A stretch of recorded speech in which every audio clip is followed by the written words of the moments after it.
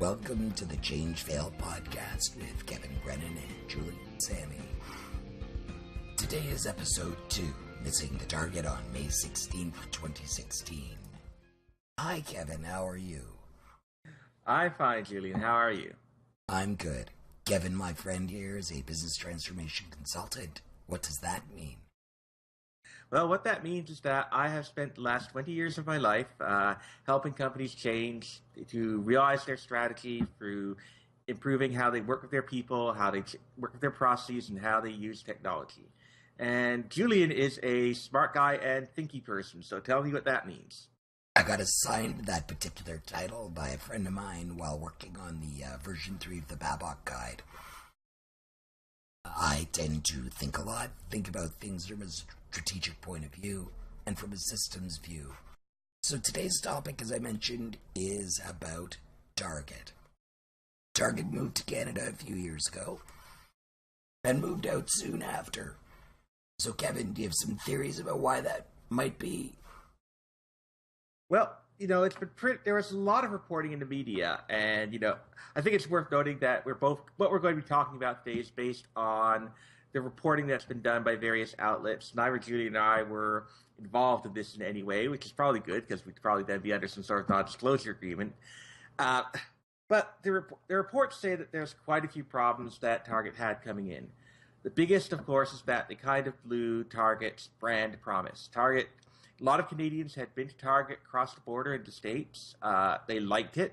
There was a very positive and excited feeling that Target was finally coming to Canada because, they were a better store and their service was better than much of what people had experienced up here. But that's not what happened. What happened was that people walked into the stores and they couldn't find what they wanted, and the prices were high, and inventory didn't match up. There was at least 1 week where every store in Canada had nothing that was in the advertised flyer for that week, right? That's a great way to serve your customers.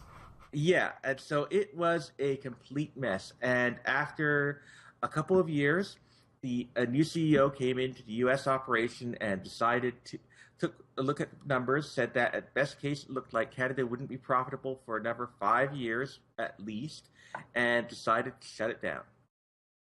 Yeah, I think I tried shopping there maybe half a dozen times and really gave up. I went in there. I don't think I actually ever ended up buying anything at Target. I remember trying to go to their website, which wasn't, the stuff in the stores was, unattractive and too expensive, or at least more expensive than I expected.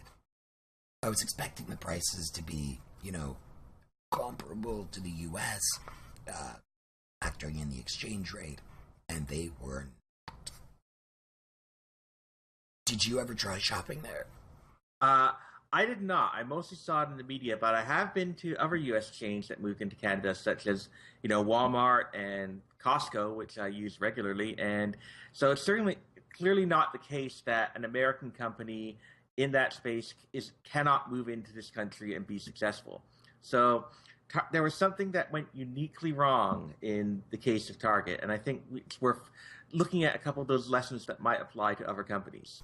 Let's start off talking about their brand promise. I think their first big fail is that they should have rebranded as Le Target. I don't know any Canadians who called it anything except Target.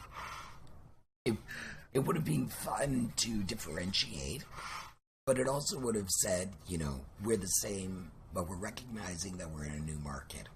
And I don't think they ever understood that the Canadian market was not the same as the U.S. So let's talk about their brand promise. You mentioned a few things like lower prices, higher quality shopping experience. What else was it about their brand in the U.S. that they couldn't import to Canada? Well, I've heard it said that Target in the States is where you go when you don't want to be seen shopping at Walmart. And I think there's a certain truth to that, right? Target is a place that it's a discount store in some respects, but it's a discount store that is okay for people who don't view themselves as, poor or even middle class to go to. Target is a place that has that, low price promise, but still kind of classy, right? Still has what you want, still has the good stuff. It has a decent quality brands. It has higher end equipment, as opposed to Walmart, which is where you go when you're looking for the absolute kind of lowest prices. And not as concerned about the quality of the products, yeah, or the quality of the shopping experience. Like, I mean, I go to right. Walmart in Canada on occasion, but it's pretty rare.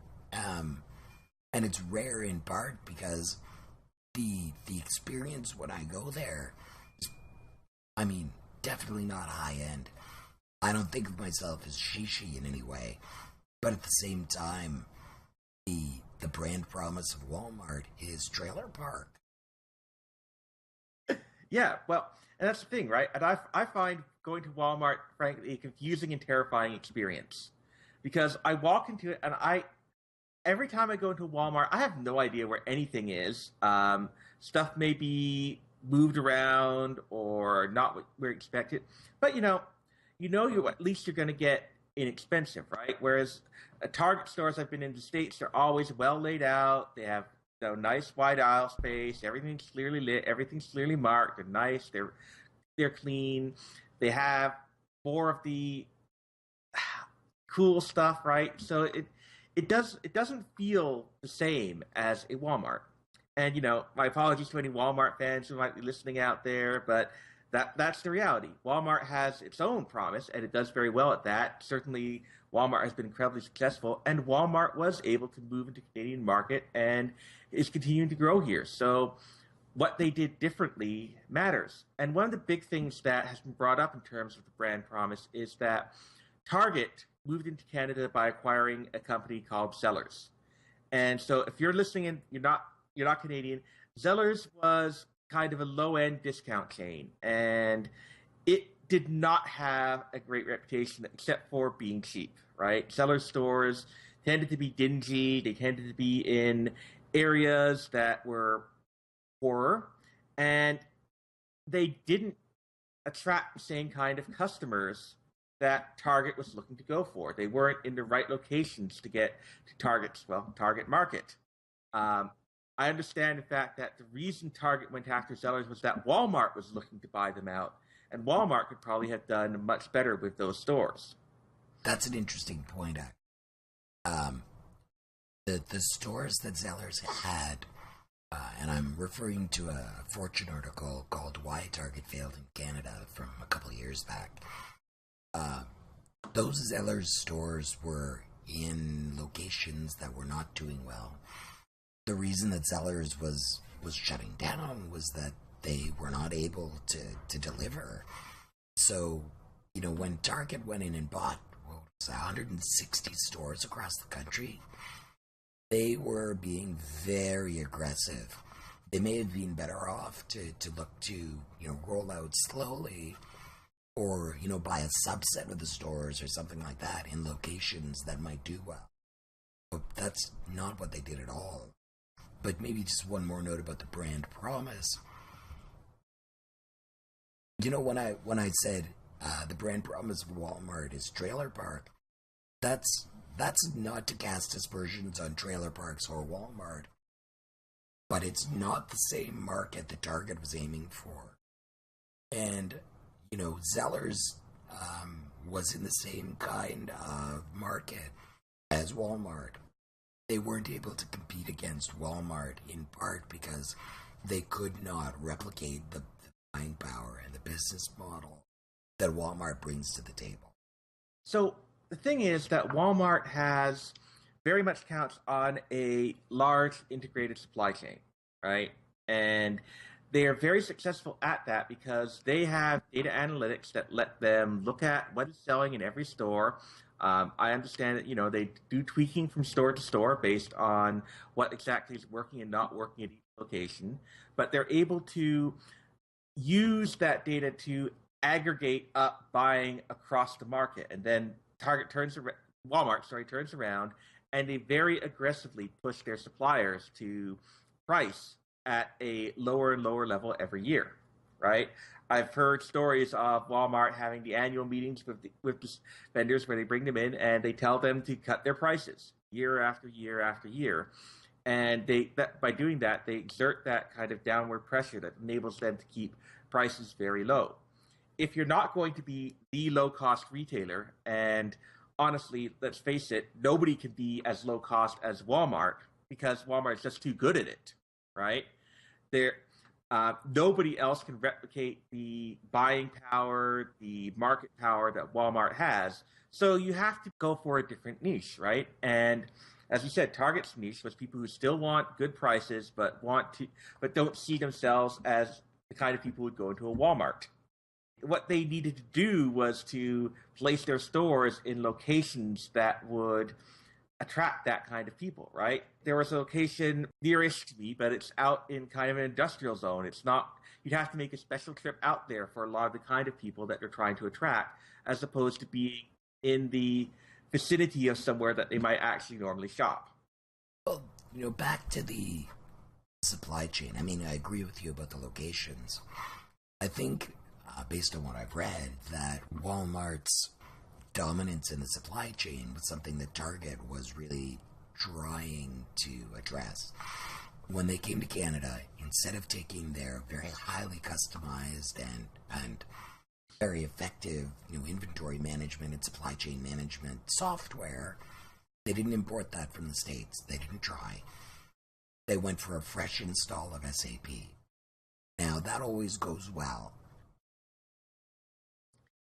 Yes, there's a story called Last Days of Target Canada in Canadian business that we will link to in the show notes that talks about this in depth. But yes, the implementation of SAP from scratch in a short period of time was, of course, a brilliant move that was guaranteed to enable success. The problem was that the reason they couldn't use their American system was that it couldn't handle French, and it couldn't handle multiple currencies.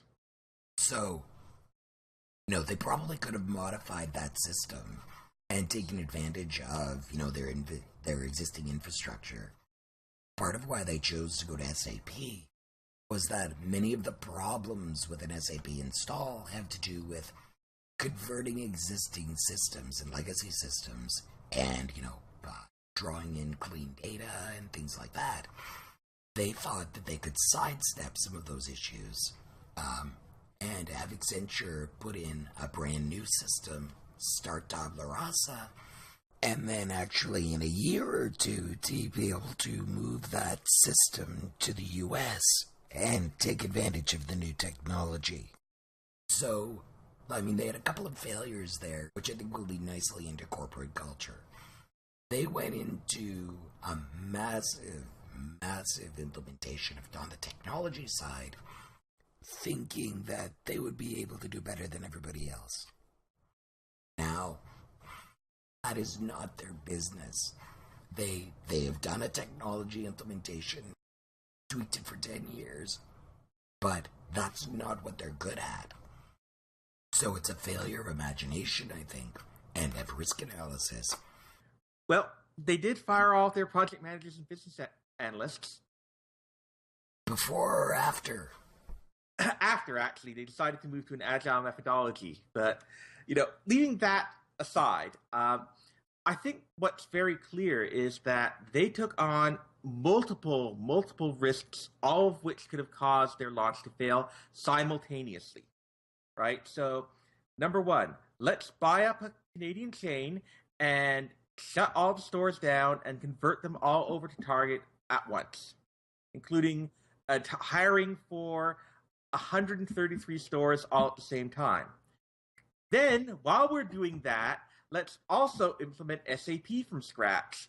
We have to load up all of the data and create it. And let's get our supply chains running so that we can stock all of these stores, because we're not selling off any of the existing stock because it doesn't fit with our model. And, so there are a few other things too, right? So, but they're trying to do a nationwide launch with everything built from scratch on a set time frame. And that is inevitably going to be a very, very high risk proposition, right? It's almost begging for something to blow up and go wrong, as opposed to maybe an incremental approach where they rolled it out on a regional basis and had a smaller number of stores to deal with at any given time. You know, if you can't handle, say, French, okay, maybe Quebec isn't where you go day one. But Right. they felt the need to make a big bang and a big splash into the Canadian market. In fact, what's interesting is that my understanding is that Walmart went the opposite route. They went for a incremental rollout across Canada of Walmart, and in fact, as they bought out locations, one of the things they did differently was that they kept the locations open the entire time that they were converting them over to a Walmart. So Interesting. because, yeah, their concern was that they didn't want the customers who were going to that store before to get used to going somewhere else. That's very Right? clever. So what apparently they did is that the store would stay open and all the renovations and the change over to a Walmart look and feel took place at night, day after day after day, until it got to where they wanted it. And, you know, it wasn't as huge a bang. That may have been what helped them. I cannot remember the name of that particular cognitive bias, but in Thinking Fast and Slow, one of my favorite books by Daniel Kahneman, he talks about getting together with a bunch of other economists and professors to put together a textbook. Now, we're talking about the guy who literally created behavioral economics and who studied this stuff and the cognitive biases associated with it. They sat down and decided that despite knowing that textbooks, like 75% of them, fail, and that they tend to take years and years over their allotted schedule, these people sat down and said, we can do it. And it'll take a year. Yeah. Like, the guy invented this stuff, and he was also caught off guard by it. That failure of the FAST system is something that happens in individuals, and it happens in groups as well, unless you guard against it very carefully. If you don't want your change to fail, you need to appoint someone to be the devil's advocate. The value of a devil's advocate is that you have someone who is tasked with challenging your assumptions. And by doing that, you expose failures of the imagination, like what happened at Target. And they talked about how everybody said, oh, this is not going to work. Right, because as we discussed on the last show, there's that nobody wants to be the person who says, wait a minute, this isn't going to work, right? And the deadline was set, the target was there. Sorry.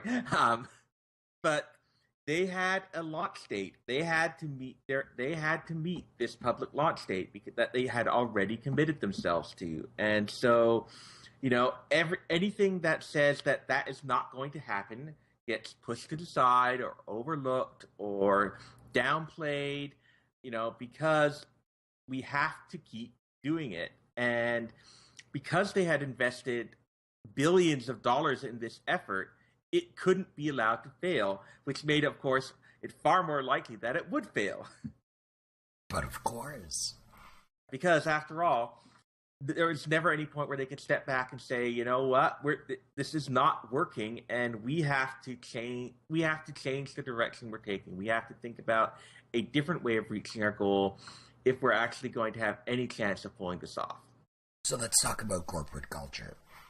They imported a bunch of Americans from, I think, Minnesota to come in and make the change.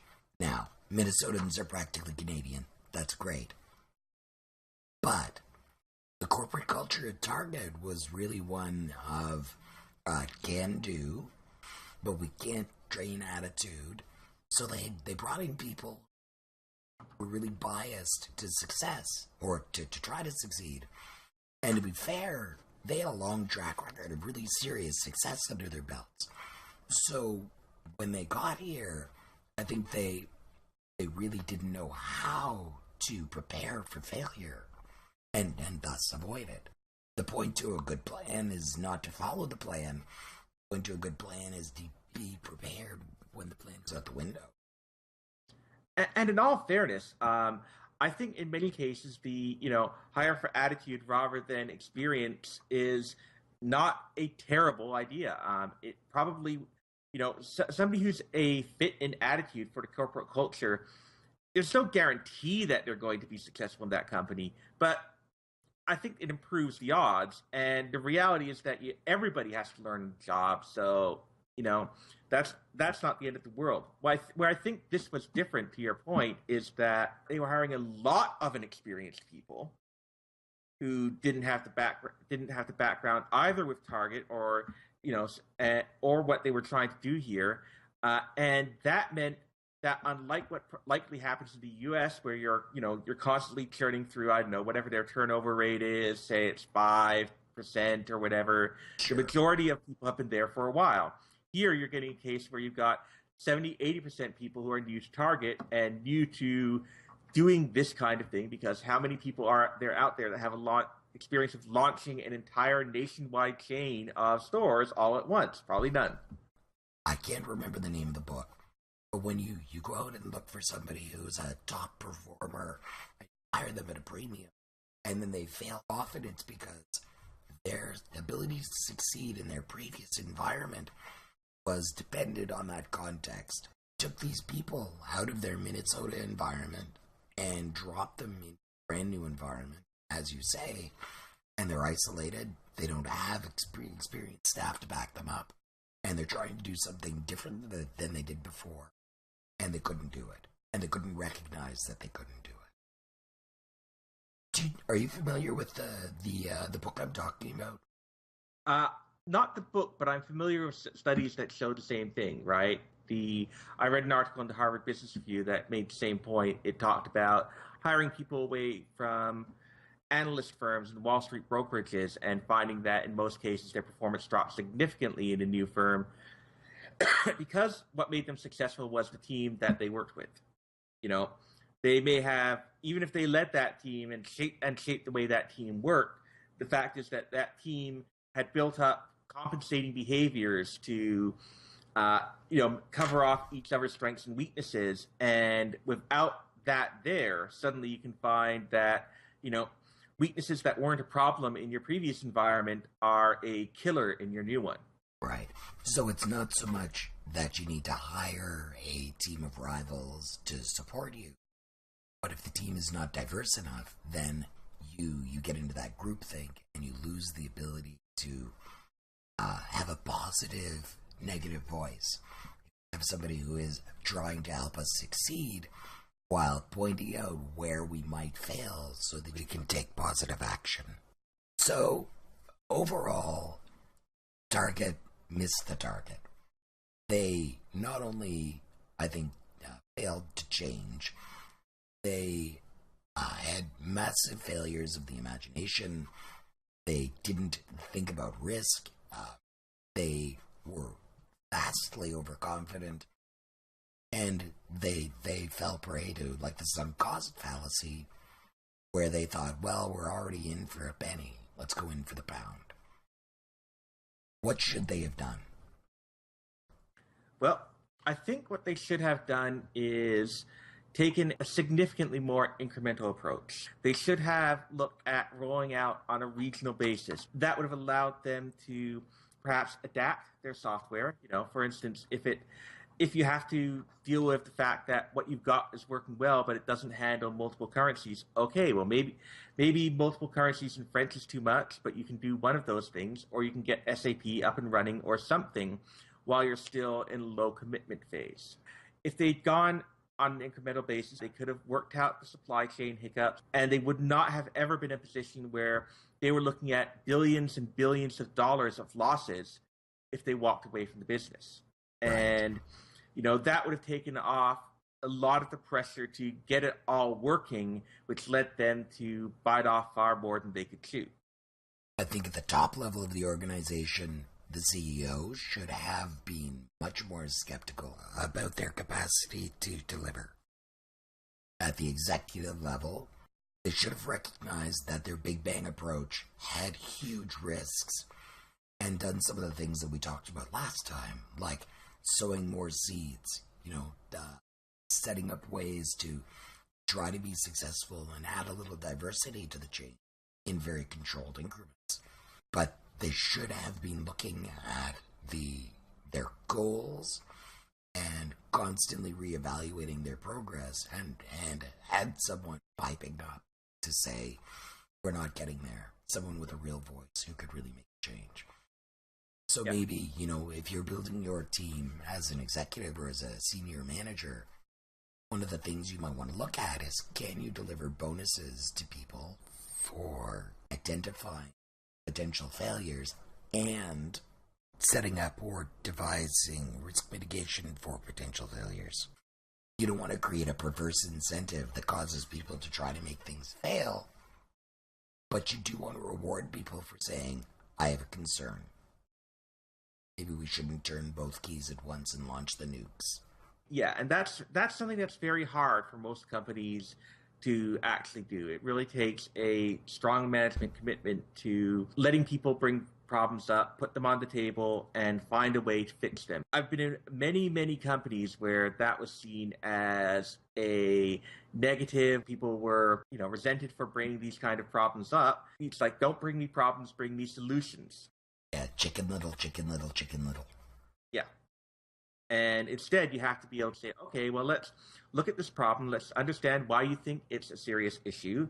And if we agree, let's talk about what we would need to do to address it. Because in most cases where I've seen that happen, or where I've even been the one who's been saying, hey, wait a minute, we have a serious problem here, the problem was fixable, right? It was solvable with some commitment to solving the problem. But by pushing it away, what happened is that it got bigger and bigger and bigger, and eventually, in some cases, it became unsolvable. And on that note, find out more about the Change.FAIL podcast at Change.FAIL. That's not change.fail.com or .ca, just Change.FAIL. We'll have show notes up for this and all of our episodes, as well as an RSS feed, so you can download them to the podcatcher of your choice. You'll find us on iTunes at Change.FAIL. Talk to you again soon. Thanks, Kevin. Great chatting with you as always. Thanks, Julian. Good to talk to you again.